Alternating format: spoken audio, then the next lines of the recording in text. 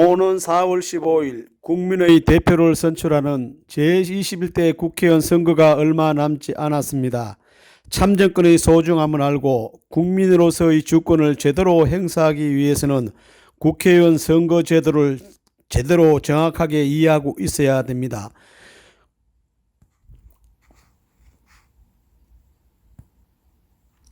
국회의원 선거에서 지역구의 한 표, 비례대표 한 표를 행사하는 1인 2표제를 채택해 전체 300석을 선출하는데 지역구 국회의원 253석을 득표수가 가장 많은 후보자가 당선되는 소선거구 단순 다수제로 선출하고 비례대표 국회의원 47석을 정당 명부식 비례대표제에 따라 선출합니다.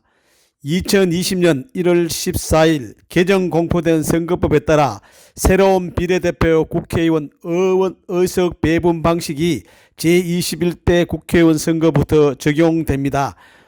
그래서 새로운 비례대표 국회의원 의석 배분 방식이 적용된 국회의원 선출 방식을 알아보도록 하겠습니다.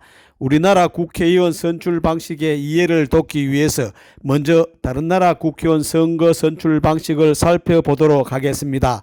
나라마다 국회의원을 선출하는 방식이 조금씩 다릅니다. 대표를 선출하는 방식에 따라 다수 대표제와 비례대표제 그리고 혼합제로 나눌 수가 있습니다. 다수 대표제는 선거구에서 가장 많은 표를 얻은 후보자가 선출되는 방식으로 미국, 영국, 캐나다 등에서 시행되고 있습니다. 비례대표제는 정당의 총 득표수에 비례해 당선자 수를 결정하는 방식으로 네덜란드, 노르웨이, 덴마크 등이 채택하고 있습니다. 혼합제는 단순 다수제와 비례대표제를 적당한 비율로 나누어 선출하는 방식이며 독일, 일본, 뉴질랜드 등에서 채택하고 있고 우리나라도 법률에 따라 지역구 국회의원과 비례대표 국회의원을 혼합제로 선출합니다. 혼합제는 비례대표 의석 배분 방식에 따라 병립형과 연동형으로 나누는데 병립형은 지역구 의석과 비례의석 의석을 독립적으로 선출하는 방식이고 연동형은 지역구 의석과 비례대표 의석을 연동해 선출하는 방식입니다. 병립 형식을 채택한 나라는 멕시코, 일본, 헝가리 등입니다. 연동형을 채택한 나라는 독일, 뉴질랜드입니다.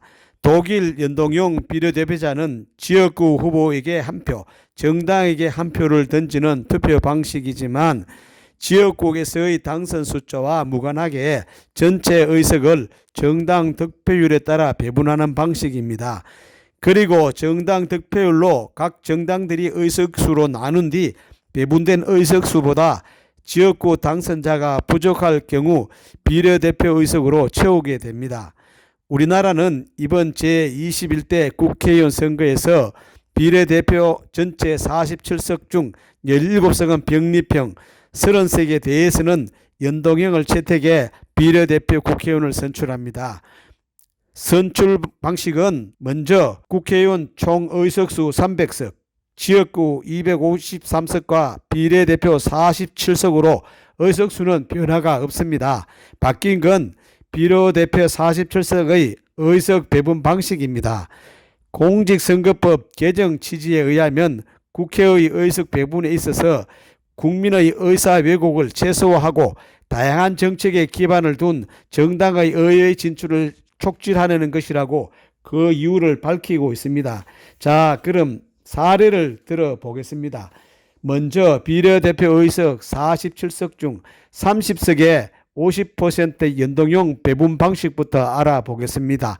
국회의원 정수인 300석에서 의석 할당 정당이 추천하지 않은 지역구 국회의원 당선한 수를 뺀 수에 해당 정당의 득표율을 곱하고 여기에서 해당 정당의 지역구 국회의원 당선인 수를 뺀 후에 2로 나눈 값이 바로 각 정당별 연동 배분 의석수가 됩니다. 이해를 돕기 위해 가상의 숫자를 대입해 계산해 보겠습니다. 지역구 당선인 수와 정당별 득표율이 다음과 같다고 가정해 봅시다. A 정당은 비례대표 30석 중 몇 석을 얻게 될까요? 국회의원 정수 300석에서 의석 할당 정당이 추천하지 않는 지역구 국회의원 당선인 수의 해당되는 무소속 의석 3석을 빼면 297석이 됩니다. 여기에 정당 득표율 40%를 곱하고 지역구 당선인 수의 110을 뺀 후 2로 나누면 4.4가 나옵니다. 그러니까 A당은 비례대표로 4석을 얻게 됩니다. 같은 방식으로 계산하면 B당은 5석, C당은 0석, D당은 17석, E당은 4석을 얻게 됩니다. 그럼 병립형 비례대표 17석에 대해서는 어떻게 될까요?